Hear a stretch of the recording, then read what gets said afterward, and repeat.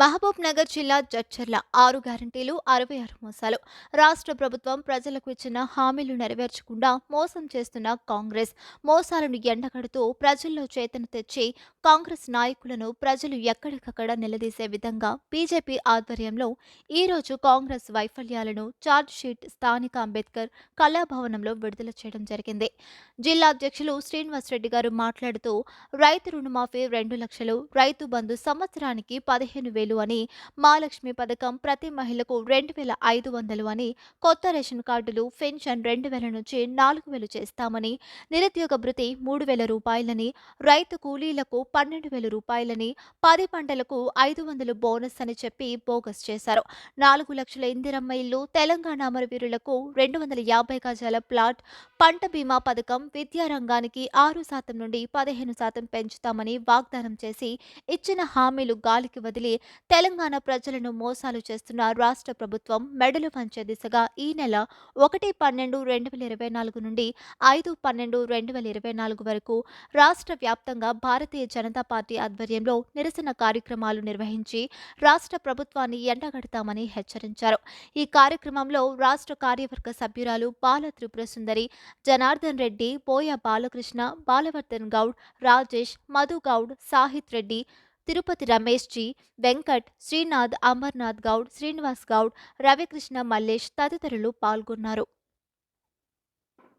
Ration cards మేము అధికారంలోకి వచ్చినప్పుడే మళ్ళీ ఇవన్నీ కూడా తీసుకొస్తాం. చాలామంది కూడా ఇప్పటికీ ఇంకా పెన్షన్స్ రాలేదు, ఎలిజిబిలిటీ ఉన్నటువంటి వాళ్ళకు కూడా రాలేదు. కాబట్టి వాళ్ళందరూ కూడా మేము ఖచ్చితంగా ఇస్తామని చెప్పి ఈ రోజు వరకు కనీసం ఒక రేషన్ కార్డు కానీ ఒక్క వ్యక్తికి కొత్త పెన్షన్ కానీ ఇవ్వలేదు.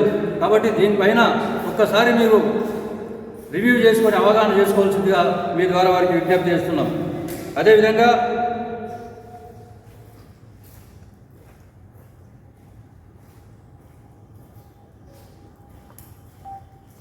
నిరుద్యోగ వృత్తి చూస్తూనే ఉన్నాం మనం. టీఆర్ఎస్ ప్రభుత్వం వచ్చినప్పుడు కూడా వారు కూడా అటువంటి హామీ ఇవ్వడం, హామీ ఇచ్చి ఏ రోజు కూడా కేసీఆర్ ప్రభుత్వం కూడా ఒక్క మనిషికి కూడా నిరుద్యోగ వృత్తి ఇవ్వలేదు. ఈ ప్రభుత్వం కూడా హామీ ఇచ్చినట్లు 3,000 రూపాయలు ఖచ్చితంగా నిరుద్యోగ వృత్తి మేము ఇస్తామని చెప్పి చెప్పడం జరిగింది. ఈ రోజు వరకు కూడా ఒక్క విద్యార్థి కూడా నిరుద్యోగ వృత్తి ఇవ్వలేదు. అదేవిధంగా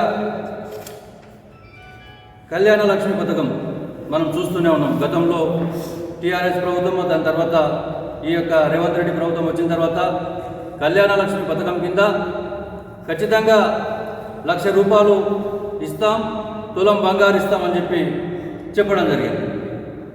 ఈరోజు కూడా గతంలో ఎప్పుడో పెళ్లిళ్ళైన కూడా సంవత్సరం తర్వాత ఈ రోజు వరకు కూడా రానటువంటి పరిస్థితి ఉంది.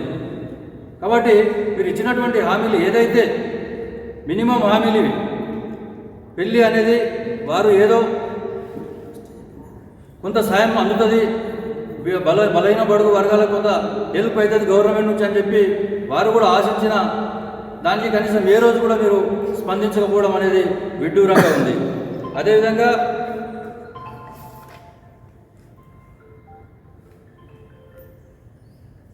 రైతు కూలీలకు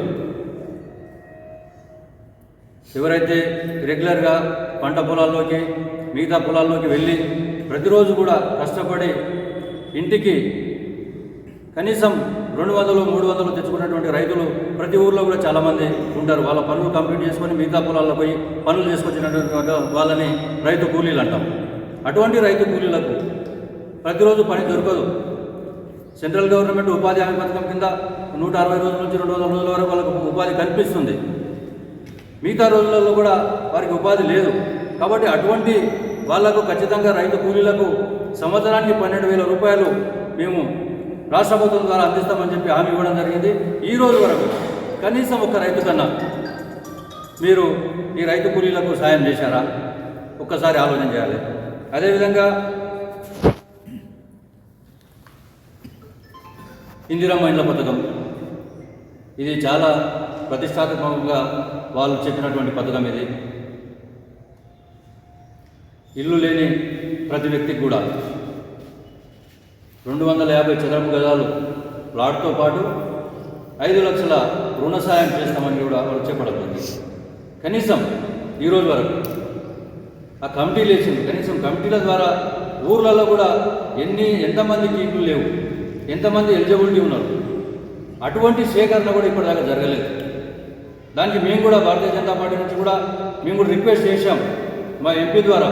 దాంట్లో ఎందుకంటే సెంట్రల్ గవర్నమెంట్ ఫండ్స్ దాదాపుగా 60% ఉంటుంది.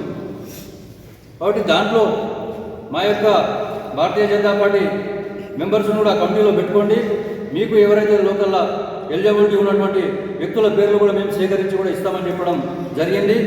వాళ్ళ డొల్లతనం ఎక్కడైతే బయటపడుతుందో అని చెప్పి కనీసం భారతీయ జనతా పార్టీ కార్యకర్తలకు అవకాశం కూడా కల్పించడం లేదు. ఎంపీ ద్వారా మేము లెటర్స్ కూడా పెట్టాం, ఎంపీ ద్వారా పేర్లు కూడా ఇచ్చాం. కాబట్టి ఇవన్నీ కూడా ప్రజల్ని మభ్యపెట్టడానికి ఏదో పేరు చెప్పి ఇందిరమ్మ ఇళ్ళ పథకం చెప్పి ఈ రోజు వరకు కూడా కనీసం ఒక ప్లాట్ కూడా వాళ్ళకు కేటాయించకపోవడం ఇది విడ్డూరంగా ఉంది.